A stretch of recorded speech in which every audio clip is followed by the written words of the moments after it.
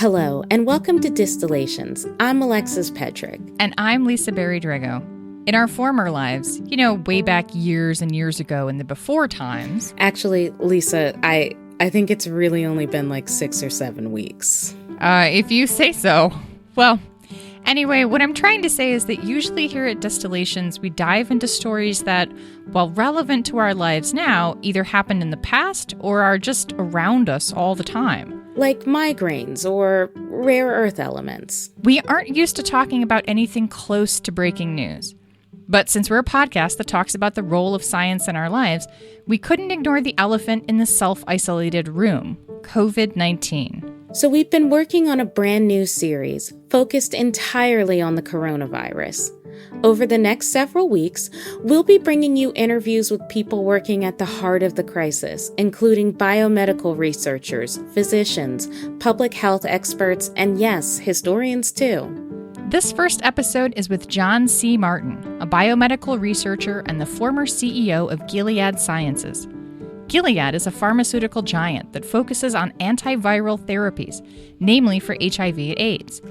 But they're also the company behind remdesivir, an antiviral drug that has recently made headlines for being a hopeful treatment for COVID-19. John Martin talked to our senior producer, Mariel Carr, about remdesivir, antiviral treatments for HIV, and working with Anthony Fauci. Thank you so much for joining us. Please introduce yourself for us.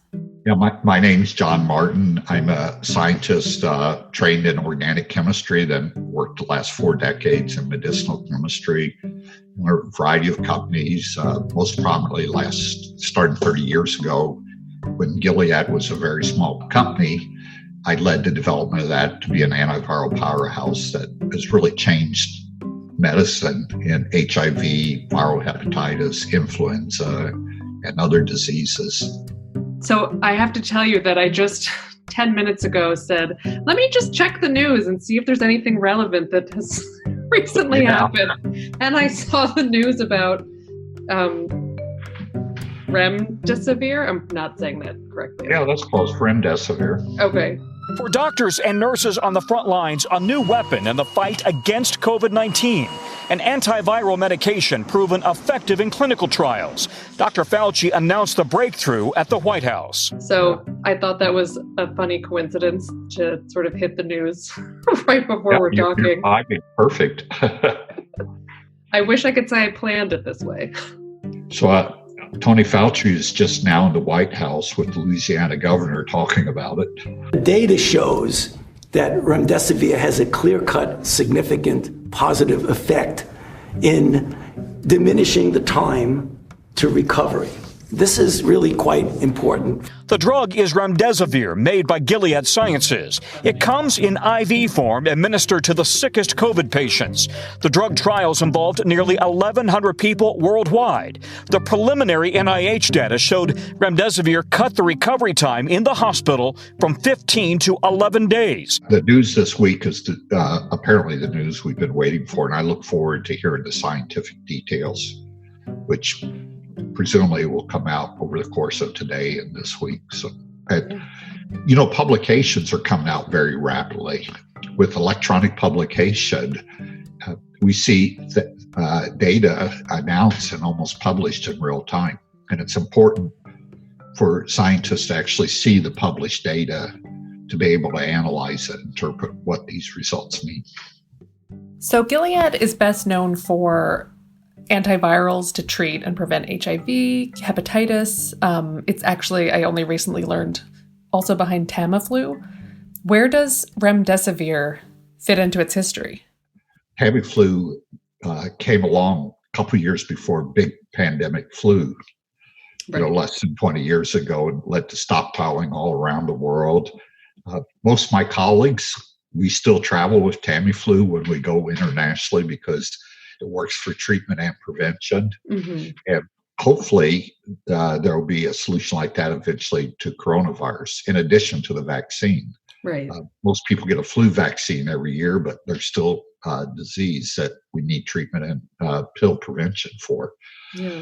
So remdesivir came out of a respiratory program at Gilead quite a few years ago that was looking for activity against one of the common respiratory viruses, respiratory syncytial virus. But in that program, specifically, remdesivir was discovered as a broad spectrum antiviral against many of the pandemic viruses that are emerging. And so a good example is, of course, SARS, which happened about 17 years ago. It's active against MERS. And importantly, there were studies for Ebola when we were concerned Ebola could spread to the United States. Mm-hmm. And it was that time that Gilead made a substantial stockpile of remdesivir to prepare for potential Ebola outbreaks and also awareness of coronavirus, for instance, when MERS became a problem in the Middle East and in Korea. So that stockpile being on hand is what allowed Gilead to respond quite rapidly to this current pandemic. And as you know, there have been a lot of studies, but some of them in ill patients, very ill patients, where you wouldn't necessarily expect to see a benefit. And I can give the example of Tamiflu.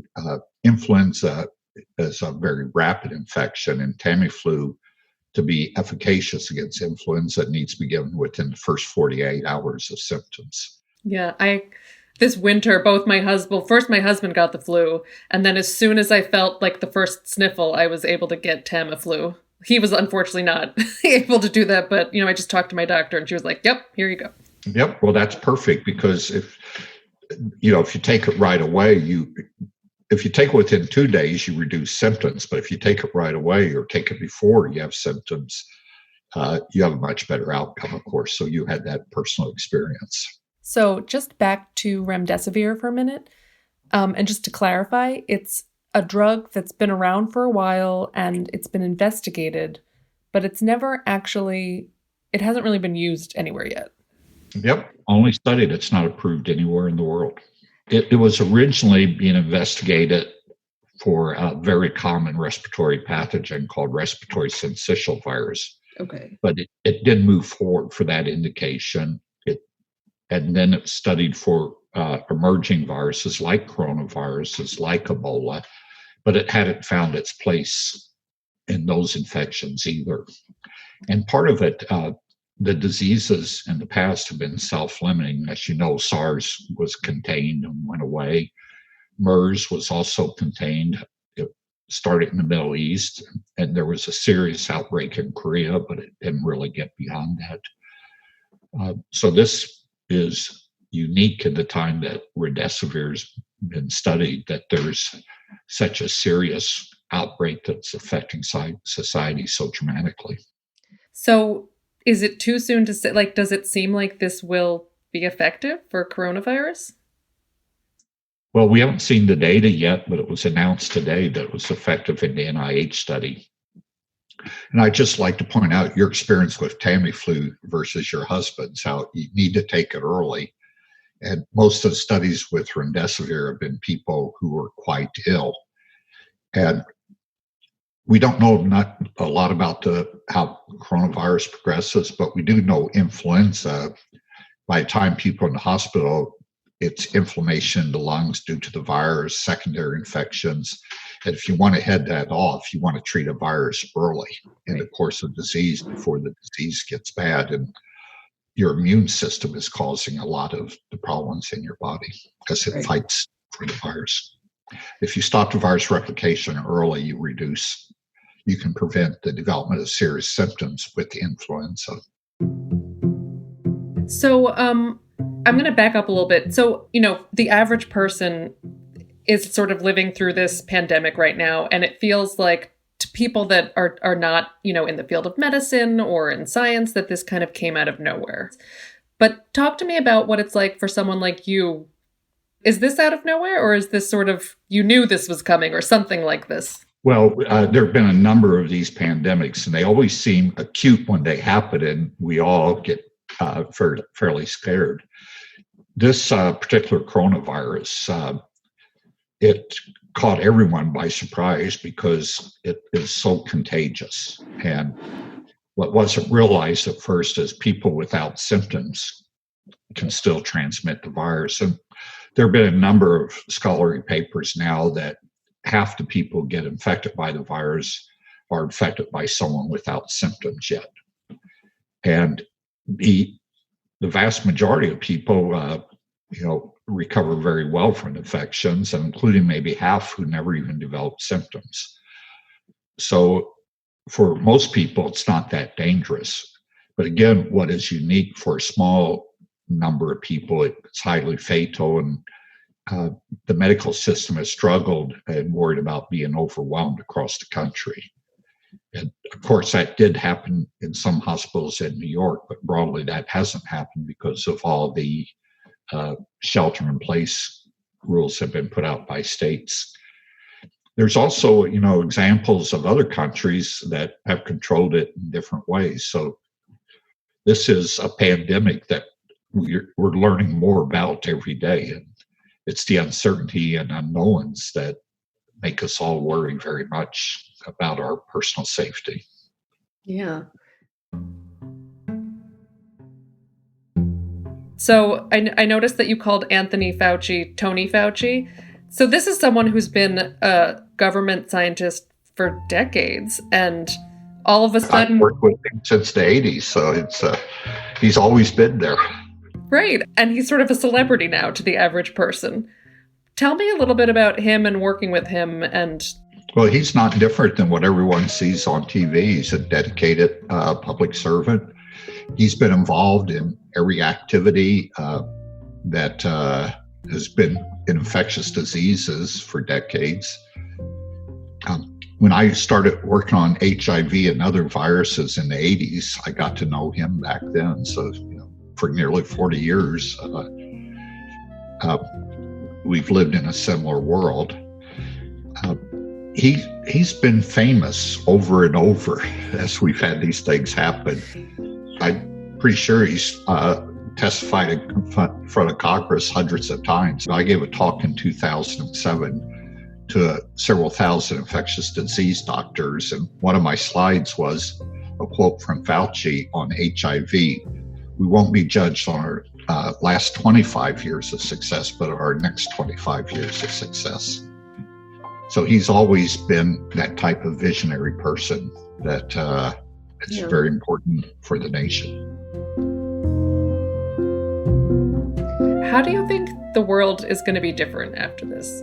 Will science be different? Will the way that we do basic research, or even just the way that people think about it, do you think that'll change?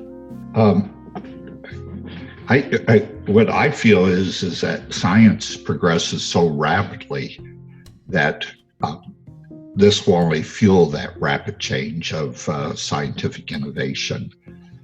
Who would have thought 5 years ago we'd have so much going on gene therapy as we do today? And the vaccine technology, a lot of the vaccine technology that's being done now is technology that's novel, that didn't exist 5 years ago, that allows for these very rapid vaccines to be developed. I'm always an optimist, but the attention and advances in science are coming at such a phenomenal rate now that I believe that will continue. My concern, of course, is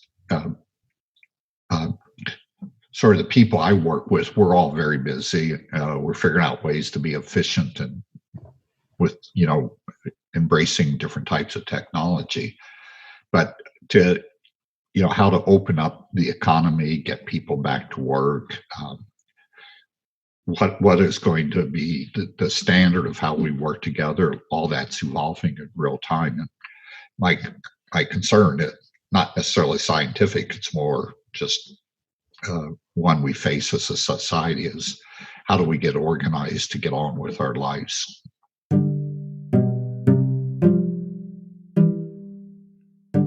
Thank you so much for taking the time to talk with us. Thank you. Thanks for listening to the first installment of our special new series, Pandemic Perspectives. We'll be bringing you more interviews from all sides of this crisis, so stay tuned and watch your feeds. As always, you can find all of our episodes, plus transcripts and show notes at distillations.org. And you can find tons of educational resources on our website at sciencehistory.org/learn. The Science History Institute remains committed to revealing the role of science in our world. Please support our efforts at sciencehistory.org/give now.